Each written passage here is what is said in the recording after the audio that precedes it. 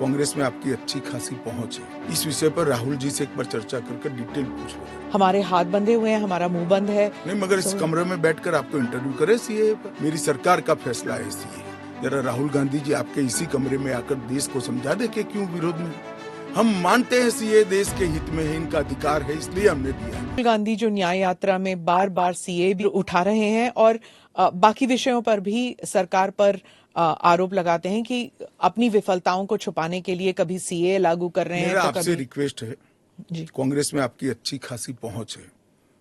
इस विषय पर राहुल जी से एक बार चर्चा करके डिटेल पूछ लो जरा। वो चर्चा नहीं कर रहे ना, वो मीडिया को वहां पर कह रहे हैं कि मीडिया जो है वो चर्चा नहीं करना चाहती क्योंकि वो हमारे हाथ बंधे हुए हैं, हमारा मुंह बंद है। नहीं, मगर इस कमरे में बैठकर आपको इंटरव्यू करे सीए पर और समझाए। जो वो बोल रहे हैं वो इतना समझा दे जनता को। राजनीति के अंदर आपके निर्णय को जस्टिफाई करने की जिम्मेदारी आपकी होती है। जैसे मेरी सरकार का फैसला ऐसी है, इसके बारे में मेरी पार्टी के तर्क, मेरी गवर्नमेंट के तर्क और क्यों ये देश के हित में है मुझे समझाना पड़ता है।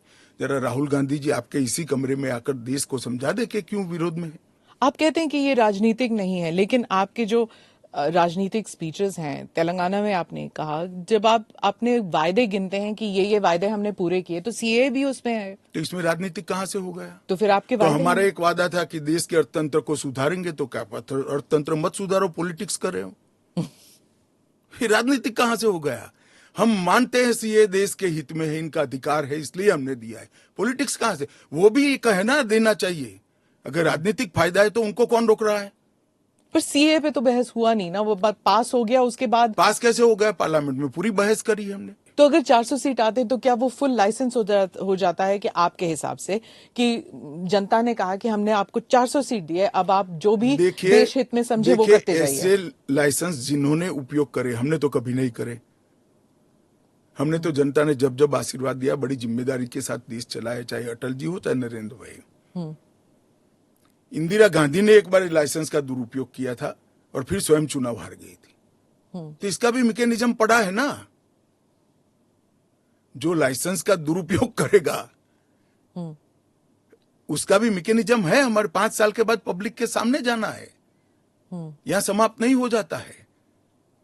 ये आप कह रहे हैं, लेकिन जैसे फॉरेन मीडिया को अगर आप देखें, वो कह रहे हैं कि एक के बाद एक जो आपने किया है, चाहे ट्रिपल तलाक हो, 370 हो, सीएए हो। एक सेकंड, फॉरेन मीडिया को पूछे उनके देश में ट्रिपल तलाक है क्या? नहीं है। उनके देश में मुस्लिम पर्सनल लॉ है क्या? उनके देश में एक भी स्टेट में 370 जैसा प्रोविजन है क्या? फिर हमारे में हिंदू लॉ भी तो है, सक्सेशन लॉ है। इसका नाम हिंदू लॉ है, वो देश का नागरिक कानून ही है। फिर मैं उसी सवाल पे आती हूँ, चाहे सीए हो, यूसीसी हो, या यूसीसी नहीं, सीए हो, या फिर 370 हो, ट्रिपल तलाक हो, ये सब आपकी मेजॉरिटी की वजह से ये सब स्मूथली हो गया। अगर आप 400 लेकर आते हैं तो फिर तो कुछ और ही हो सकता है, इन द सेंस कि प्रियम्बल तक आप बदल सकते हैं, सोशलिज्म हटा देंगे, सेक्युलरिज्म हटा देंगे। हमारे संविधान की रचना करते वक्त ये सारी चीजें बहुत सोच समझकर बनाई गई हैं। तो मुझे बताइए कि जब जवाहरलाल नेहरू जी की पूर्ण बहुमत होती थी, इंदिरा जी की होती थी, राजीव गांधी को 400 सीट मिल गई, तो उस वक्त सब उचित था? नहीं था ना, इसीलिए तो उन्हें हटा दिया गया। तो हम भी नहीं करेंगे, उचित नहीं करेंगे, हम संयम नहीं रखेंगे, सेल्फ डिसिप्लिन नहीं रखेंगे, तो हमें भी बदल देंगे। ये तो कोई तर्क नहीं हुआ।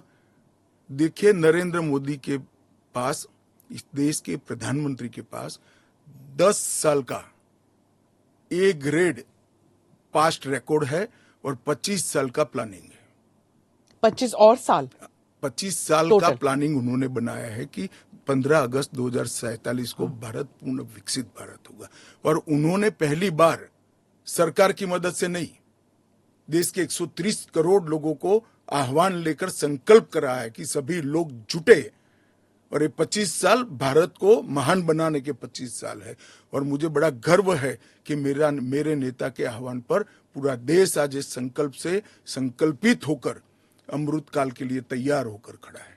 इसके साथ साथ इस देश में गुड गवर्नेंस, इस देश के अर्थतंत्र को दुनिया के प्रमुख अर्थतंत्रों में शुमार करना, दुनिया भर के टेक्नोलॉजी और R&D के लिए एक प्लेटफॉर्म बनाना, भारत को मैन्युफैक्चरिंग का हब बनाना, भारत को हर क्षेत्र में आत्मनिर्भर बनाना, इस देश की शिक्षा व्यवस्था को दुनिया के साथ और दुनिया से आगे ले जाने का प्रयास करना, ये सारी चीजें हमने करी है और ये भी हमारा एजेंडा है।